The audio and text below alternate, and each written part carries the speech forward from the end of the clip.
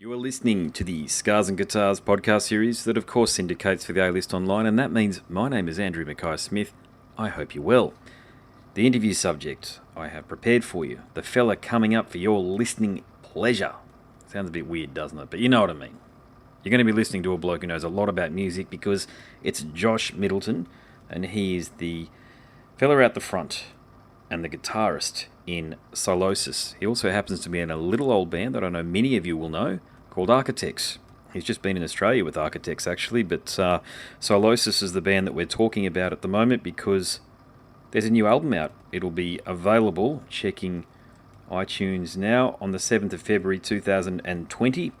It's called Cycle of Suffering, and if you like death and Control Denied and the proggier end of heavy metal that's still got a really gnarly thrash and sort of death feel to it, this is the stuff. I'm really enjoying it. So here he is, Josh Middleton from Sylosis. Hello. Josh, Andy Mackay-Smith calling. How you going? Yeah, not too bad. How are you? Not too bad, mate. Yeah, it's been bloody hot today, and the kids are about to tear each other's faces off. But you get that, don't you? Yeah. and it's just we've just had months and months of just non-stop heat, right? So it starts affecting people, of course the rugby started. I can't believe it. Rugby started in January in Australia. It's incredible. The Super Rugby's just started, which is just dumb, to be honest. Reds are playing the Brumbies down in Canberra in 38-degree temperatures, and it's 9:30 down there at night, and it's that temperature. I think some cooler heads have got to prevail in some of these situations and protect people's welfare. Yeah, I bet. Yeah, that's intense. Very intense, mate. How's the conversations with the Australian indie journo types been going? Yeah, good. Yeah, enjoyable. Yeah, cool. Yeah, not too bad. Yeah, look, I've got to admit, this is actually the first time that I'd heard of the band when John sent through the opportunity to have a chat to you. But now that I am aware of you, I've sort of gone back over your catalogue, and mate, you've been releasing punishing heavy metal for quite some time. It's fair to say, and it's high quality stuff. And I've been listening to Cycle of Suffering. Long-time listeners of my podcast will know I'm an avid swimmer, and I listen to albums when I'm swimming because I've got some Sony headphones these days, Walkman. The new Walkman, they call it. So I've had Cycle of Suffering on whilst I've been swimming and just going about the day. But swimming is when I really get quality time, I think, to really listen to an album. And yeah. My feelings are that, okay, you can use basic terms like it's really good, but it is genuinely well-crafted. It's a well-crafted album. And the quality of the riffs are just outstanding. And I'll go into a bit more detail on that in a sec. But I guess my first question wrapped in a point, is that I feel I was really surprised that I hadn't heard of you before. And it's probably more to do with me than it is you guys, of course. But I think the quality of your stuff lends itself to an audience 10 times the size, probably what you've got at the moment. But I guess that's an issue that a lot of Nuclear Blast bands face. Just the competitive landscape of the internet, meaning that all the bands are releasing all this pretty good stuff these days, and and beyond that, the epic riffs and the vocal cadences that you're putting into the album, all of those post-teen, not yet adults that worship at the altar of Slipknot and Korn. I still can't believe those bands are popular. Sorry, it's just my opinion, but all these kids that love those bands really should be aware of what you're doing. So as I say, that's my first point, really wrapped in a question that you've definitely got it going on, and you really should be here performing at Download next month. So, mate, how do we raise your profile a bit more so that the casual heavy metal fan can know who you guys are? Yeah, good question. I don't know. I guess maybe being from the UK is kind of, I don't know if that's tricky or not. It's definitely maybe a little bit harder. It's definitely a lot harder to break through in the US because touring and getting over there is really expensive. Whereas if you're a US band, you can just, you've got such a huge country on your doorstep and you can just tour for months on end and raise the band's profile. But it's quite expensive for us to get over there.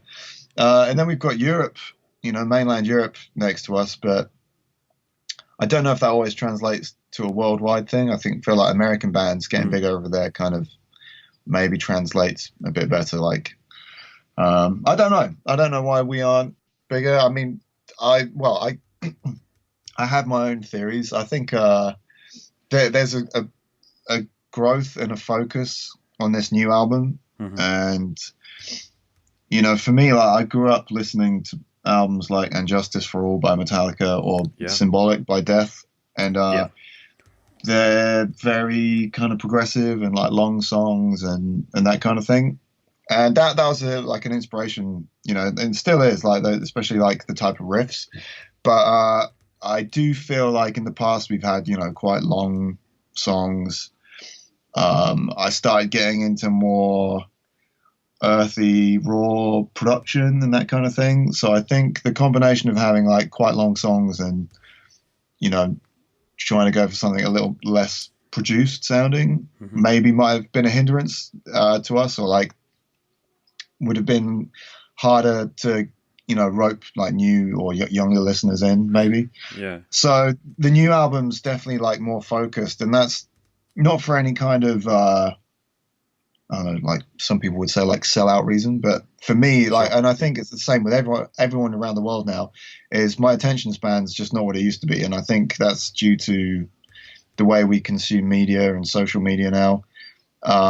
So the new album, the songs are more focused. There's still tons of riffs everywhere, but hmm I was just really, really trying to trim the fat where possible and just be a bit more ruthless with editing my own songs, as in editing the composition as opposed to like editing the production I know side what of you're things. saying. Yeah, yeah, yeah. Being a bit Yeah, more brutal on the cutting room floor, so to speak. exactly. Yeah, Yeah, and then like with the production, like I feel like this new album sounds better and more suited, I guess, to where the band is than what I'd previously been pushing for. okay, yeah, So yeah, we'll see. Maybe this new album might solidify us a bit more. But yeah, it's definitely not something that I get annoyed by, like in terms of the band not being bigger or like hmm, like I get that from people, and like you see comments like on a lot of our videos, like this band should be bigger, which is definitely, yeah, flattering and great to hear that, obviously. But um, I, at the same time, I know that like we're playing a style of music that's, I don't know.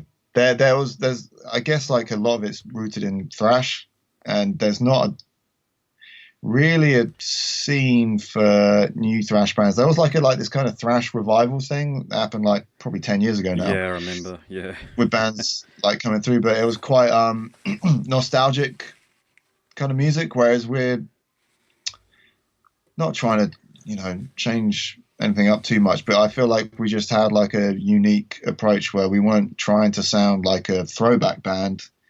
We were just using a good thrash kind of foundation for what we do, but there was all kinds of influences in there to mm. kind of separate us, I think. But it's yeah, I don't know, but I'm hopeful for like this album and gaining some new traction and things that we weren't as that weren't as prominent when we were active before this hiatus that we've just taken. Was Spotify playlists weren't as big of a deal back Yeah, then, hmm whereas now we've been added to some, and we're seeing like a big growth in our plays and that kind of thing. So yeah, we'll see how this one does.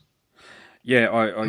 A lot of what you said there resonates actually, because yeah, I know exactly what you mean about that nouveau thrash thing that happened about 10 years ago. It's still going on, by the way. There's these bands that Yeah, dress up like as if they're from the Bay Area circa 1988, and I don't get that. I've never been retro nostalgic, if that makes sense. I like what you guys are doing in that you look like normal fellas. You know what I mean? You look like you're in a band, but you look like normal blokes at the end of the day. You're not trying to sort sure, of yeah, borrow from an era, but the music is. I'm and you've mentioned this a couple of times, but I'm big advocate for the music of Chuck Schuldiner and what he did across Death and Control the Night. And you mentioned Symbolic there, and I definitely heard that, and that's a really positive bit of feedback there for you, because I think there are a few bands around now that are just starting to pick up. I think someone like yourself, I know you're in architects as well, and you yeah, really get how to write songs. I can hear that. And I think you've tapped into the way that Chuck was writing, the methodology he was deploying, because there's a segment from about 2:30 in the cut I Sever, and to me it sounds a lot like what he was doing, but you're not borrowing, you're just taking that as an influence and doing your own thing with it. So and that was something that kept on recurring actually throughout Cycle of Suffering. I could hear those counterpoints, and that was honestly, it was a real pleasant surprise because bands try, but they don't quite get it. You've got it, but you're a good guitarist. You're a great guitarist. So, is the great man, is Chuck? Is he a principal influence? Would you say? Yeah, I guess so. That's funny you say that because I actually the band's booking agent, who's also my architect's booking agent, he handles quite a lot of the bigger bands over here in the UK. He said the same thing. It was like, oh, this bit in I Sever sounds like really Chuck Wow, there influenced, you and go. Yeah. I genuinely didn't. That's not like a deliberate thing. I wasn't like, oh, I'll do something that sounds like that. I think I've obviously just uh, digested enough of his music over the years that it kind of just seeped in without me realizing that I'm inspired by it Mm. or taking that influence. But it's definitely a compliment. But yeah, more so like yeah, his like riffing and specifically on the Symbolic album. Um, Yeah. I actually kind of get like annoyed when we get called like death metal or melodic death metal, which I Really? don't really have any influences that come from mellow death. Like I'd consider At the Gates, I guess, like melodic death metal, like that whole kind of Definitely. Swedish thing. Yeah. But they're probably like the only band that I listen to that are of that ilk. And to me, like Death, when they started doing Symbolic, they'd kind of left behind a lot of the death metal sound, and it was more just Agreed. Yeah. a metal band, like it was progressive more than anything. So but yeah, like his sense of melody, I guess, and yeah, the type of riffing specifically on that album in particular, that's like, yeah, it's definitely been a big influence to me over the years. But it's weird because they're a band that I don't, because I've listened to them so much when I was younger, like I Yeah. don't go back that often, but when I do, like, yeah, I kind of forget that how much of an influence it is. I think it just seeps into, especially that critical age gap, that period when we're growing up from about age 11 to about age 18. The things you're listening to then, I think they just become a part of you. Like for example, I grew up in the 90s because I'm in my 40s, and being a bass guitarist, the two bands that could never play like Les Claypool, but you know where I'm headed. I wanted to make the bass that dominant, but Faith No More, for example. So of Right. course, whenever I'm writing songs now, guess what some of them sound a bit like, and I don't do a lot of writing, but there's that real heavy introduce yourself style bass that comes in, and it's just in me. It's I haven't listened to Faith No More in damn near 20 years, probably longer, but it's just there. It just seeps into you. It just comes through via osmosis. But I'll make a new point here because the other thing that I really enjoyed about the album is the quality of the production. I'm a big fan. I can actually listen to pretty ordinary riffs if they're produced really well. And I'm exactly the same. yeah, well, you know where I'm coming Yeah. from them, and so I mean the production quality is outstanding. It sounds to me like as though you hit all of the goals that you wanted to reach when you were producing the album. Is that the case? Yeah, I think so. I have to kind of give credit, although I'm credited as mixing the album, which is technically true. Hmm. I have to give credit to Ermin from Systematic Productions over in Melbourne, actually, who mastered the album, and Okay. he kind of held my hand through the mixing process because I'm so attached to the music and so attached to the mix that I'd get lost and like be chasing my tail and going around in circles with the mix, and he'd be like, "No, no, this sounds bad. You need to you need to change all these things and give me some pointers, or even send some like EQ presets now and then." Hmm. But yeah, I'm a huge fan of like Andy Sneap and Colin Richardson producers, and Yeah. I will listen to anything Andy Sneap's produced even if I don't like the music, just because I can enjoy just the production. Yes, yeah, that's interesting, isn't it, Andy Sneap? Yeah, it'll be interesting just as a counterpoint, as an aside to what we're talking about. It'll be interesting to see what happens to Judas Priest and him because I actually think they're going to release an album with him doing a lot of the writing if he didn't do a lot of it on Firepower. I'm an old Judas Priest fan, of course. I got into them around Power. God, sorry, it's been a long day. What was the album from Painkiller? There you go. Jesus Yeah. Christ, Painkiller. Yeah, yeah. So it'll be interesting to see what happens there, I think. But yeah, I mean, you've hit the nail on the head there with the production and the mixing. It's just because I swim and listen to the music when I'm swimming. That's actually one of the ways you can tell whether or not an album's been really well put together or not. Because Yeah, sure. yeah, I mean yours and the Yeah, the Sepultura. splashing. The splashing. It's just you got water going in your ear and everything else. Yours and the Quadra, Jens Bogren produced Quadra for the Yeah. guys in Sepultura. That they've been the two albums of the year so far, sound wise. Yours and that one, and yeah. So man, it's outstanding, and I guess man, I just you're part of both. You're part of two bands that have they're prominent bands. Okay, so you're in this band and you're in Architects as well. And without asking you to dive into your personal life, I assume you've got a family and you've got to pay a mortgage and all that sort of stuff. So how the hell do you balance Yeah. everything? So basically, yeah, I joined Architects in 2016, and I was very fortunate that I joined that band as they'd been making a living from it for a while, and that's when I first started making a living from being a musician. So like, I'm very fortunate that I can pay my bills just from being in Architects alone, and then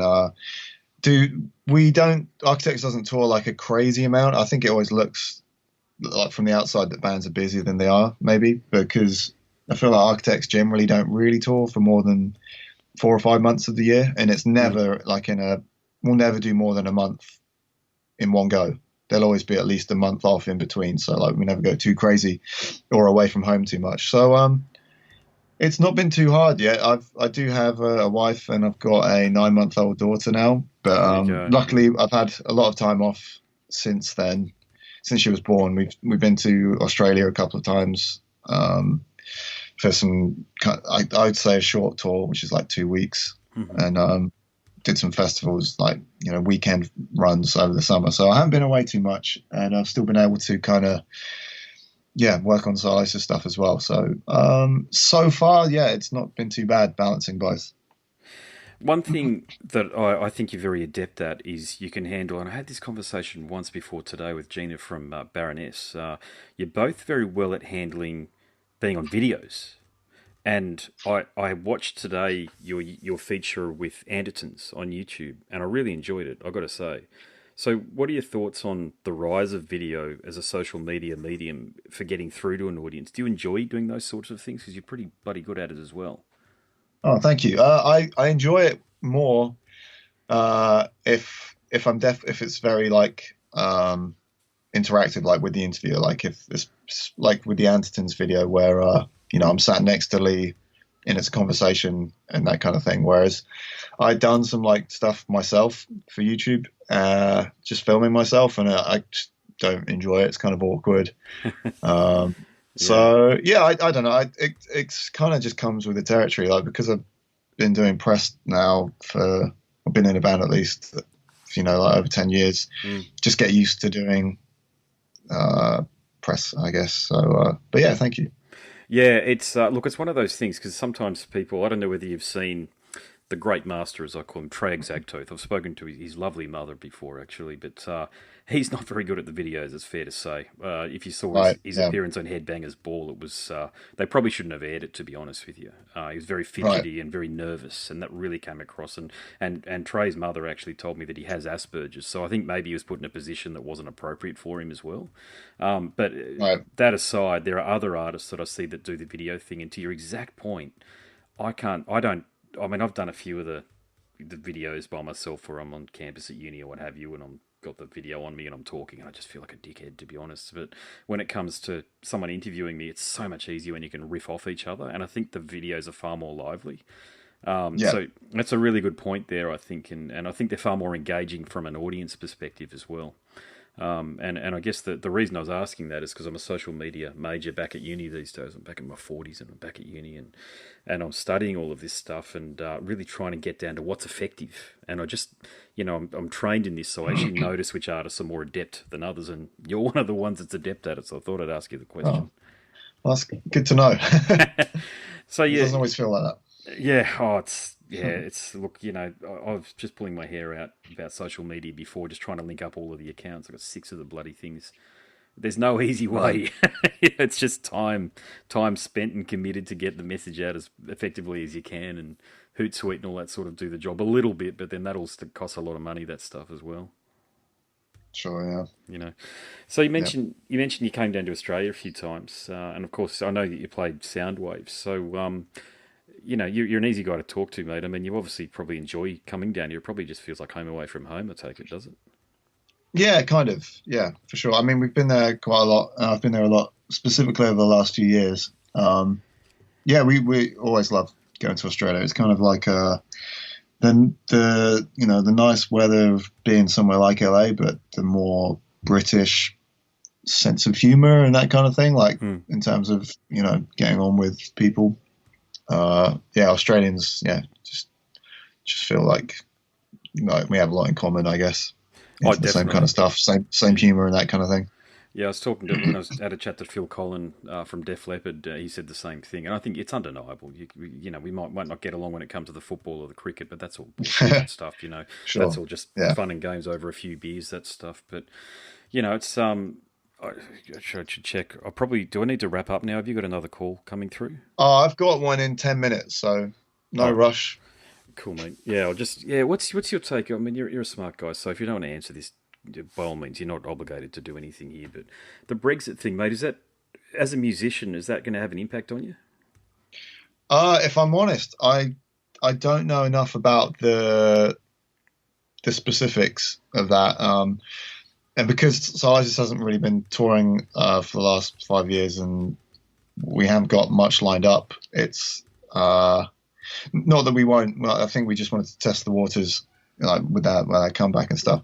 But Mm. in terms of how that's going to affect us, I don't really know yet. I think a lot of it's kind of still up in the air, and I'm seeing stuff like coming out within these past few days about how things are going to change and change for the worse. Yeah, but I don't know exactly how bad it will be for touring over there or how expensive it might now become. Luckily, Architect is in quite a strong position. We do quite well over there. We've done a lot of arenas on the last headline tour, so Yeah, yeah. it's smaller bands that are really, really going to suffer, I think. I mean, again, I don't really know. I don't know, like, if we're going to have to get like visas or permits or have to pay extra costs. So yeah, I don't really know. All I do know is that everyone I know, literally everyone, is against Brexit and didn't want it to happen. But there's Likewise. there's just like this weird, bunch of people just voted for it without really knowing what they were voting for, I think. Yeah, I think. Look, what I think it'll do in the long term is it'll bring the Anglosphere closer together. So the US, Australia, the UK, obviously, and I think trade between the three is actually going to be stronger. I think it has to really, because there's already a symbiosis there that we've kind of talked about, and so hopefully it makes it easy for you to get over to the States, because I know how difficult it is just as an Aussie to bloody go over there and spend any. We only sort of can go over there for a couple of weeks at a time, and then we got to come back. Oh wow, okay. Yeah, I'd look. There's a lot more detail to it than that, obviously, but yeah, certainly a lot of. If I were to sort of go over there and I think jump up on stage and sort of, because I'm a musician too, and play with somebody, I think I'd have to be very careful about what I said in immigration about what my intentions were visiting the country, for example. So I think whilst one door closes, another one may open, and I think that'll definitely be the case. And I think Boris has certainly signalled that his intention is for that to happen, and I hope it does, as a bit of a silver lining to the cloud that I'm sure a lot of people view Brexit as. Yeah, well, fingers crossed it's not as bad as a lot of people might be thinking it is. Oh, it won't be. Yeah. It'll never catastrophize, mate. I'm around. Oh, always. Yeah, well, Yeah. I'm being in my 40s. I'm around all the young ones now at uni, and they're smart people, but they still don't challenge things in the way that, say, you and I would. In other words, we can tell not by the content of a message, but by the tone of a message if someone's trying to bullshit us. And Right. and I try to Yeah. explain that to them, that politics is really just bullshit. It's just trying to get you to get into a state of fear to do something that somebody else wants you to do effectively. So whether it was for Brexit or post Brexit, it was all about fear. And and, Yeah. and I think that was the thing. And if you could sort of see through it, like whether you stayed as a part of the EU or whether you left, the regular person's life in the UK, I don't think is going to change all of that much. It's just going to be down to governance, I think, and a sense of identity. Maybe that's where it'll be different. But overall, I don't think it's going to change too much. Could be wrong, but certainly all of the reading Yeah. I've done, and I've done plenty of it, I can't see how it's going to impact the average person living in, I don't know, I'm trying to pick somewhere, but I can't. I don't know the UK at all because I've never been there. Sure. But, Right. Yeah. Yeah. So, mate, do you think I'll be down here again sometime soon? I hope so. Yeah. I literally just got back like 2 weeks ago. I was out there for Unify Fest with Architects, but That's yeah, right. Yeah. Sylosis hasn't been over since 2013. We did the Soundwave there, so it'd be nice to get back. And yeah, like we've never really done any, touring over there, like club shows or anything. So it'd be really great to be able to do that. It'd be awesome to see you. Yeah, I'd love to see you guys live. Actually, yeah. I mean, this will be an album that I'll be listening to long after the review cycle or the interview cycle's finished. I mean, God, I get hundreds of stuff a year, as you can imagine. But this one I really enjoyed, mate. I got to tell you. So look, congratulations on it, and just the other thing, mate, just the way you carry yourself, it's to be admired too. I think you seem like as though you're a very measured bloke, and you're an excellent musician. It must be said. You're an outstanding guitarist, certainly from the videos that I've watched there. So all of the young people out there that sort of, I like the idea of inspiring young people to pick up the guitar, and I think you're one of those guitarists as well, mate. So thank you for doing that. Thank you so much, man. That's very kind of you to say all that. Yeah. No Thank you. worries. All right, we'll hope to see you down here again sometime soon. Brilliant. Yeah. All right. Cool, man. Thank you very much. Thanks, brother. Take it easy then. You too. See ya. Bye. Catch it. You've been listening to the Scars and Guitars podcast series that syndicates for the A-List Online, and my name, of course, is Andrew Mackay-Smith. That interview subject was Josh Middleton from the UK outfits Sylosis and Architects. Thanks for listening.